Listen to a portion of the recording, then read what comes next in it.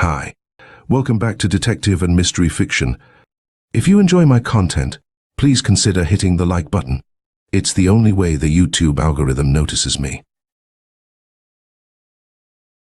The Monolith Hotel Mystery by Lloyd Lonergan. The Black Mask, August 1922. It was almost 11 o'clock on a Tuesday night, and the stately room clerk of the Monolith Hotel stood yawning behind the desk. The lobby was practically deserted, for the majority of the guests had either retired or were still at the various theaters and restaurants. "Excuse me, but I want to pay my bill, and I'm rather in a hurry," were the words that brought Pennington Wilson out of his daydream amiss, or rather, his night musings. Facing him, and tightly clasping a large handbag, was a little old man, a worried expression on his face. The clerk recognized him, smiled, and bowed. "Certainly, Mr. Henderson, certainly," he replied in cordial tones. "The cashier will fix things up for you in a jiffy." He crossed to the adjoining compartment and gave the necessary orders. "We are always Johnny on the spot when it comes to taking in money, Mr. Henderson," he continued with his ready laugh as he returned. "But I didn't know you were leaving us tonight. Thought your liner sailed at noon tomorrow." Of course," was the nervous reply. "But you see, some friends of mine in Brooklyn phoned me, and naturally, of course, I had to." The cashier came forward with the bill at this moment. Wilson glanced at the total and then passed it over. "Because you are checking out so late, we had to charge for the night," he explained. "Sorry, but that's the usual custom." "Perfectly satisfactory," retorted Henderson. He reached into his pocket and extracted a roll of bills, riffled them over and extracted several, which he shoved across the desk. "Here you are. Don't bother about the change. Give it to the bellboys." And with a nod, he hurried out.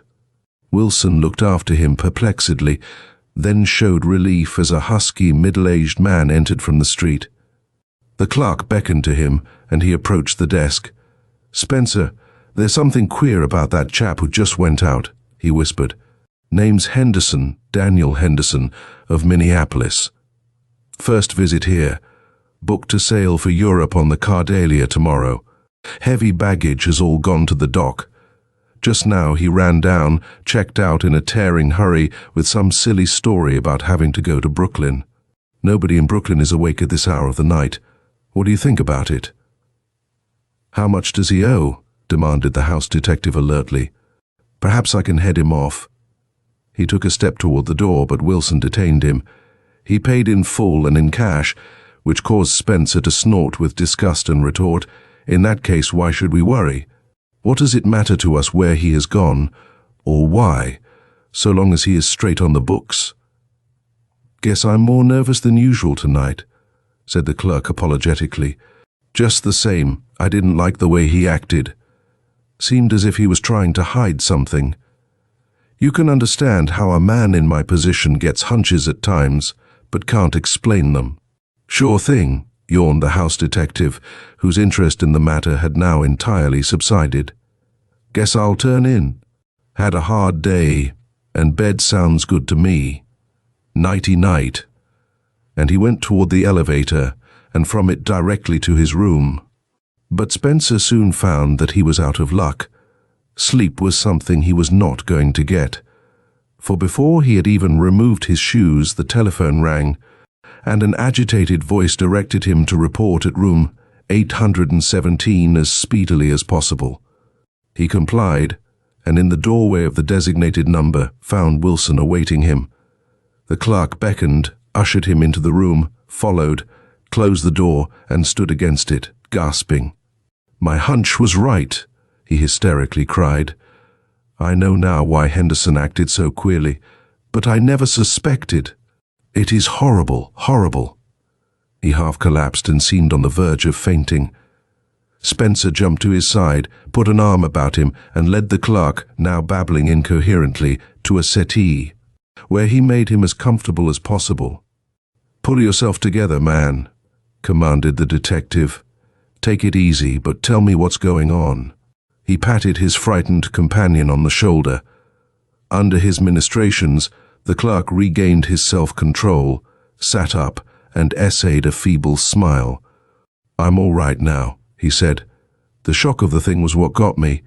You see, as soon as Henderson checked out, the night maid was ordered to put the room in shape. She went to the bathroom and on the floor she found.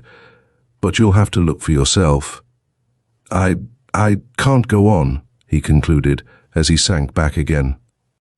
Spencer, absolutely devoid of nerves, crossed to the inner door, opened it, and peered into the bathroom, uttering an exclamation as he did so. On the floor was the body of a well-dressed young woman, and a bullet wound in the side of her head showed clearly the cause of death. Spencer satisfied himself that life was extinct, emerged into the main room again, closed the bathroom door, went back to the settee, and roughly shook Wilson to attract his attention. "The first thing to do," declared the house detective, "is to start a hue and cry for this man Henderson. The matter of motives and ways and means can wait. You'd better wait here until I can send some reliable person to relieve you. I'll attend to the important part of the work." And he hurried out, while the clerk, a bundle of nerves in his most placid moments, moaned and sobbed, but did not dare to desert his post. 15 minutes later, Spencer was holding a furtive conversation in the lobby with a man who had "City Detective" marked on him as plainly as if he carried a sign. Marty O'Donoghue was a headquarters sleuth and possessed the additional distinction of being a cousin and pal of Hotel Detective Spencer. "It's lucky I located you at the club, Marty," whispered Spencer. "Here's your chance to make good, but you've got to cover me, of course. Remember, you just dropped in for a chinwag on your way home and found me about to notify the police. So you told me that while you wouldn't interfere, you'd just scout around while waiting for the precinct men." "See?" "No, I don't see," was the sulky response. "What's the use of letting the station guys in on this? If they fool around, they may get some of the credit. It would cost me my job to let Captain Mahoney and his sleuths know I played favorites," Spencer retorted impatiently. "You'll get the gravy all right, for I'm going to put you wise to a line of stuff that you must seem to find out for yourself. Get me? Well, I happened to be at the front door when this guy Henderson left and was lucky enough to see which taxi he picked out. Slimy Foley, who's always hanging around here, was the chauffeur, and he's probably out there now, unless his trip with Henderson was a long one. Dig Foley up and you ought to get on that murderer's trail in no time." "Thanks, that's good dope," whispered O'Donoghue. Then in a louder tone, for the benefit of the loungers in the lobby, "Call up the precinct, Spencer. It's their job. Good night." And he walked off. Chapter 2. The late editions of the morning papers carried brief reports of the Monolith mystery. The victim's identity had been established. She was a guest of the hotel, Mrs. Kenneth Johnson, who, with her husband, occupied Suite 819. Johnson, it appeared, was down in the writing room on the mezzanine floor and had known nothing of the tragedy until long after the discovery of the body. The accounts concluded with the statement that Detective Desmond of the West 47th Street station was trying to locate Henderson and had several clues as to his whereabouts. But the afternoon journals carried scareheads narrating the unusual sleuthing of Marty O'Donoghue, of headquarters. O'Donoghue, it appeared, had dropped into the hotel by accident and, learning of the murder, decided to institute an immediate search for the fugitive while the trail was still hot. Scouting around, he found a taxi driver who had taken a fare from the Monolith at about 11 p.m. and left him at the Grand Central Station. Most luckily, the chauffeur, his name was Foley, remembered that the redcap who had taken the passenger's baggage was a black individual known as Limpy Sam. Limpy, it developed, had gone with the man to the ticket office and recalled that he had purchased a ticket and Pullman accommodations on the 11:20 Express for Buffalo. Also, an additional piece of luck, Limpy was ready to swear that the berth was lower 7 in car 11. This was not surprising, for Limpy Sam, being a devotee of craps, would naturally remember the lucky numbers. The train had departed long before O'Donoghue arrived at the station, but the detective acted with promptness and intelligent decision. He got the Albany police on the long-distance telephone, and the suspect was dragged from his berth, handcuffed, and led to a cell. O'Donoghue hustled up to Albany on the early morning newspaper train, claimed his prisoner, and got back to New York with him by noon. The district attorney, then in office, saw a chance to make a grandstand play. Too long had the people spoken in praise of Jersey justice. The Monolith case was clear-cut and conclusive. It afforded a chance to establish a new record. So while the prisoner was being arraigned in a police court on a short affidavit, the necessary witnesses were taken before the grand jury, then in session, and Daniel Henderson, indicted for murder in the first degree, was in the Tombs awaiting trial. Less than 18 hours after the body of his victim had been discovered, it was the day of days for Marty O'Donoghue and the district attorney. Everybody forgot about Detective Desmond, and it was not known that he was still busily engaged on the case, a problem that, to all appearances, had been most brilliantly cleared up.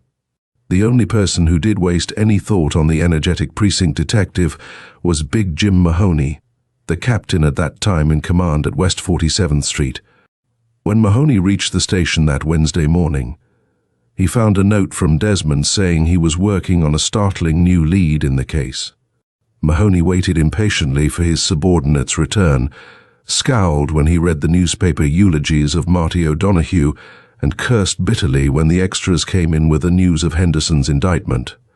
The captain went out for supper at 6 o'clock, and when he came back, Desmond, all one broad grin, was waiting in his office to report to him. "Desmond, there's some tall explaining coming from you," Mahoney began savagely. "Headquarters has put it all over us on this case and is giving us the merry laugh. What have you done?" "Nothing.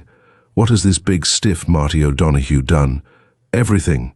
Located the murderer, pinched, arraigned, and indicted him, all in jig time. I wonder at your nerve in coming back here at all. A detective who falls down as bad as you have done ought to jump into the river." "Just a minute, Cap," interrupted the happy detective. "O'Donoghue thinks he put something over on me. That false alarm at the hotel, Spencer, tipped him off, I guess. I'll attend to Spencer later. O'Donoghue doesn't know he's alive. Never did know. And the joke of it is that, in this case, he's pinched the wrong man. Anybody with common sense would know that this poor boob Henderson is telling a straight story. He claims that after dinner Tuesday night, he went to his room, snoozed on his bed until late, then got up, went to the bathroom, found the woman's body, got scared and beat it. That was the theory I had all along, Cap, that Henderson was just the innocent goat. And why did I feel that way? Because right off the bat, I suspected the victim's husband. The story he told me when I first hit the hotel sounded fishy, mighty fishy. He claimed he had been in the writing room on the mezzanine floor for several hours. His wife was taking a nap, and he didn't want to annoy her. That's his story. But if Mrs. Johnson was taking a nap, why did she have on her hat when the body was found? Did you ever hear of a woman lying down and going to sleep with her hat on, unless, of course, she was drunk? The captain's rage had departed. He was giving close attention to the story being told him, and his interest was growing all the time. "Your dope sounds good," he admitted. "But still," he frowned, "this Henderson bird has been indicted. Don't forget that." "Just listen a little more, Cap," pleaded Desmond. "I'm giving you this case in order. Nailing Johnson's first lie, I naturally looked for others. On the desk at which he sat were a number of addressed and sealed letters. There were so many that it would look as if the man had been writing for hours and hours. Well, I took a peek at the top letter and read the address. It was J.M. Devereaux, 95 West 46th Street. Does that suggest anything to you, Cap?" The captain shook his head, then, as a thought struck him, he knitted his brows. Looking at Desmond, He grinned. "I get you," he said. "The last number east of 6th Avenue is 79 West 46th Street. That address is phony. Good work." "Knew it would strike you," the detective went on cheerily. "You can see, as I did, that this fellow Johnson was just pretending to write letters, planning in that way to establish his alibi. I didn't let on, of course, but saw to it that Johnson gave those notes to a bellboy to mail. Then I got them away from the kid, steamed them open, and found, as I suspected, that the sheets inside were blank. Of course, even then, I hadn't any clear case, just suspicions, but my side partner and I have kept a close shadow on him ever since. This afternoon, Johnson came down to the desk with a big valise, told the clerk he was going to visit his lawyer, but to keep his rooms, as he would be back. We trailed our man out to the Bronx and pinched him when he got near the sound. What do you think we found in his grip? A floor rug, just sopping with bloodstains, and it came from the Monolith Hotel. Better than that, from Johnson's own room. The murderer is now resting in one of our best little cells, and we have all night to chat with him, for we don't need to take him to court until the morning." "Did he confess?" asked the captain with interest. "Not fully," was the reluctant reply. "His story is that he went into the room and found his wife dead upon the rug. Like Henderson, he lost his nerve. Strikes me both of those birds have skeletons in their mental closets. Anyway, Johnson didn't dare to raise the alarm. He remembered that the room back of their suite was one that could be thrown in with his if desired. In fact, the clerk had tried to make him take them both when he registered. The doors between the two bathrooms have locks on both sides, and on Henderson's side the lock had not been thrown on. Johnson discovered this, opened up the connecting door, dragged the body into Henderson's bathroom, locked his own side of the door, and then went downstairs to establish his alibi.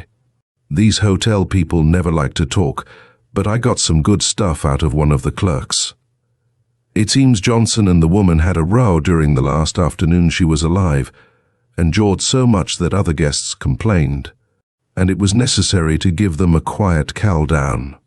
Don't know the nature of their spat, but in the evening the woman dined alone and went out in the street by herself, returning shortly after 9. Couldn't get any line on Johnson's movements, but it is safe to assume that he was hiding up in their rooms all the time, waiting for her to come in so he could kill her. Neither of the elevator boys remembers taking him up or down to the writing room on the mezzanine floor. Yes, his yarn is fishy, no one will ever believe it, but it was probably the best he could think up on short notice. When we've put him over the bumps, I think he'll come across all right. Chapter 3. The above conversation took place early on the Wednesday evening. Before noon the following day, Inspector of Detectives James Dineen went to the criminal court building in response to an urgent call from the district attorney. He found that official in a most unhappy mood. "Say, Inspector, this Hotel Monolith mystery is getting all balled up," he complained with bitterness. "Captain Mahoney, of the 47th Street Station, has pinched another man, and seems to have built up a fine case against him. What do you think about it?" The inspector grinned. "It's got me winging too," he admitted, "and what makes things worse is that I have just put a third bird in a cell, and I'd bet a lot of money that he is the guilty man." "What? Another?" gasped the district attorney. "Correct," replied Dineen. "Ever heard of the Beaumont Detective Agency, a snide concern run by one Buckingham Beaumont, real name Isidore Polinsky? Well, Beaumont blew into headquarters at daybreak with a yarn that sounded good. The wife of one J.H. Brotherton of Toledo, Ohio, ran away some weeks ago, and Izzy was hired to locate her. Found the dame and her paramour at the Monolith, registered as Mr. and Mrs. Johnson. Yep, Johnson's really an alias. Guy in real life is James Willoughby, a rich loafer of Toledo. When Beaumont ran them down, he notified Brotherton by wire, and he took the first train east. The surprising thing is that he immediately paid off the detectives, saying he would attend to the rest himself. wouldn't listen to arguments that he would need corroborative evidence if he meant to sue for a divorce. Beaumont is a wise guy, though, and he had Brotherton shadowed. At 10:10, the night of the murder, the wronged husband was seen to slip quietly into the Monolith. Presumption is that he stole up to the room and killed his erring wife. We pinched him, of course, found him at the Astor. And he said he'd never have been dragged into the case if he had paid Beaumont the blackmailing sum he demanded. Guess that part of his story is true. Quizzed about the tragedy, he admits going to the hotel, but says that when he found the door unlocked and entered the room, the place was empty, so he figured that the couple had gone to some show, and went outside to wait for them. There is one very strong point against him, a point that will send him to the electric chair. In his pocket we found a revolver, loaded, but with one used cartridge, and of the same caliber as the one that killed the woman. He says he fired the cartridge, and a lot of others, at some shooting gallery over on the east side, but he couldn't remember the location. I've had Brotherton in my office, grilling him all the morning, and was convinced that it is a dead open and shut case against him. In fact, I was just about to send him to court when you called me up. The district attorney gasped and sank back into his chair. I don't know what to do, he finally confessed. To tell the truth, it looks to me as if all of these three men are guilty, but it is also equally clear that if one of them is the murderer, the others are innocent. I don't know who to hold or who to set free. Haven't you any suggestions to make? The only thing to do is to let matters drift, was the reply. We'll keep all of them in jail until things clear a little. But we can't, protested the district attorney. They'll be suing out writs of habeas corpus, with a chance of going free when a hearing is held. These birds haven't a Chinaman's chance of getting out of jail, declared the inspector with emphasis. Because why? Because we have other charges against them. I understand now why Henderson ran away as he did. Wasn't afraid of the murder charge, but didn't want to attract police attention. You see, we identified him this morning. Henderson is Dwight Harrison, the fugitive cashier of a national bank in Osoto, Iowa. Left the bank's depositors in mourning and without funds some weeks ago. I'm keeping his identity a secret until we decide we don't want to try him on that murder indictment. Then, as for Willoughby, alias Johnson, he can't deny that he ran away with a woman in Ohio and brought her to New York. The Man-White Slave Act covers his case. Brotherton has trouble ahead, too. He carried a revolver without a permit, so is liable under the Sullivan law. Yes, they'll all stay with us for a while. In the meantime, I'll get everybody busy and see what we can dig up. Chapter 4. As they say in the movies, the scene shifts to 1 week later. Inspector Deneen, in his office, received word that Tom Halloran wanted to see him and promptly ordered that he be admitted. Halloran was on the retired list of police captains, and Deneen, in his younger days, had served under the veteran and always respected and admired him. So he greeted his caller cordially, and then looked inquiringly at the young man in civilian clothes who accompanied him. "My nephew, Neil Mooney," explained Halloran. "A harness bull in the 47th Street station. Brightest youngster in town, Jimmy. You need him on your staff. He's a real, honest-to-God detective." The inspector shook his head. "Sorry, my staff is full, Cap," he replied. "I'd make an exception to oblige you if I could. But it isn't possible. I'd be panned by the commissioner if I let personal friendship sway me." "But Jimmy," protested Halloran, "I'm not asking you to do me a favor. I'm doing you the favor. Listen now. Have your bright boys solved that Hotel Monolith murder case?" "Not yet," admitted the inspector, "but we are working hard on it." "Your worries are over on that particular case," declared Halloran, his face one broad smile. "This bright young nephew of mine has cleaned it up." Then, turning to his companion, he commanded, "Tell him all about it, Neil. I know Jimmy. He'll be glad to listen to you." "Well, Inspector," diffidently began the young man, "I've always been ambitious to become a detective, and with that end in view, I have tried to cultivate a memory for faces. Until I went on vacation a week ago, my beat took in the Hotel Monolith. Had the trick from 4 p.m. to midnight. I saw the newspaper pictures of this Mrs. Johnson, and they looked familiar, although I couldn't place her at first. I puzzled over the matter for a while, and then I remembered. From the street, one can look into the hotel dining room, and I had seen this Mrs. Johnson eating there on several occasions. For she nearly always had a window table, and, as I tried to recall more about her, the fact struck me that she always wore a display of jewels. They looked as if they were worth a lot, but after her murder, there was no mention of them. None of my men ever got onto that fact, interrupted the inspector. It wasn't their fault. Just my good luck, was Mooney's generous response.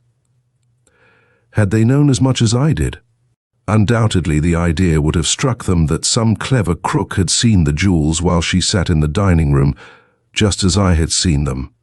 So I decided to test the theory that a criminal had forced his way into the room, been surprised by the unfortunate lady while at work, and had killed her to make a getaway. Of course, this was only an idea of mine, based on the assumption that all three of the men under arrest had told absolutely true stories. From the brief glances I had secured at this jewelry, I was aware that several of the pieces were odd and unusual designs, and I sketched them out roughly from memory. He reached in his pocket and produced a few sheets of scratch paper with rudely drawn designs. Of course, it was like looking for a needle in a haystack, but I spent my vacation going around to the various hangouts where crooks congregate, coffee houses and saloons during the day, dances at night. Last evening I dropped into the gathering of the Jolly Merrymakers and spotted a woman who was wearing this piece of jewelry, indicating one of the designs. Well, I kept her under close observation and found that her steady was that wop second-story worker, scar-faced Pietro. The rest was easy.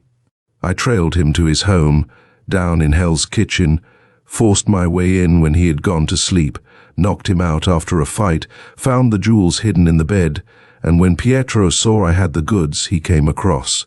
The wop had spotted the dame, just as I figured it, slipped into her room when he thought she was at the theater, and when she came back unexpectedly, shot her down, pocketed the jewels and walked out. All of which goes to prove that these men now under arrest are innocent, and told the exact truth when they were questioned. Now, Jimmy, where does Sherlock Holmes get off? Gloated Halloran. Hasn't the boy here got it all over him? The most marvelous piece of brainwork I ever heard of, was the inspector's reply. Forget what I said a while ago, Captain. Do we want him at headquarters? I'll say we do. Young man, there's a great future for you in this department. Shake. Chapter 5. That same evening, after dusk, one of the benches in Central Park was occupied by a couple apparently much interested in each other. The young man was talking, the girl listening. And then the inspector took me in to see the chief, the speaker went on, and the chief said all kinds of nice things, made me a lieutenant of detectives on the spot. It's wonderful, but Nora, I hated to do what I did. Never could have done it, only you made me promise. But all the time I wanted to tell them that the credit didn't belong to me, but to Nora Riley. Don't be stupid, Neil, retorted the girl. I didn't do anything bright, just played in luck. It was luck that I happened to be made on that floor in the hotel. It was luck that I made a hit with that poor, lonely woman, and that she showed me her jewels and talked about them. Then, more luck.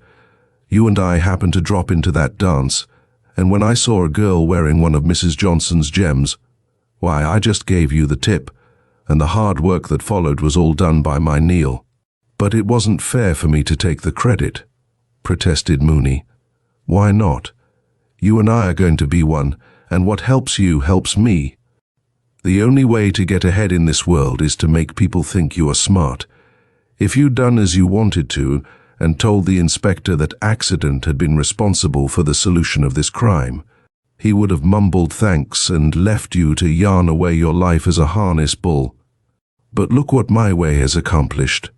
You're famous overnight, and in a position to do something and be somebody. But I'm afraid, confessed Mooney. They're sending me to headquarters to associate as an equal with a crowd of big, worthwhile men. How can I ever expect to make good? The girl bent over and patted her sweetheart on the shoulder. See here, Neil, she said gently. What did these big men do on the Monolith mystery? I'll tell you. The district attorney fussed. The chief fumed. The inspector barked out orders, and a score of frightened detectives ran around in circles. Perhaps it isn't modest to say it, but the whole bunch was outclassed by one little Irish chambermaid and one big Irish policeman. I'm not afraid you'll fall down, dear. You've got the brains, they'll give you the chance, and you're bound to make good. With you to help me, Nora, replied the young man as he put his arm around her. With you to advise, I'm sure I'll be a captain someday. Captain nothing, responded the girl laughingly. The stars tell me I will be Mrs. Inspector Mooney before I'm an old woman. End of the Monolith Hotel Mystery by Lloyd Lonergan.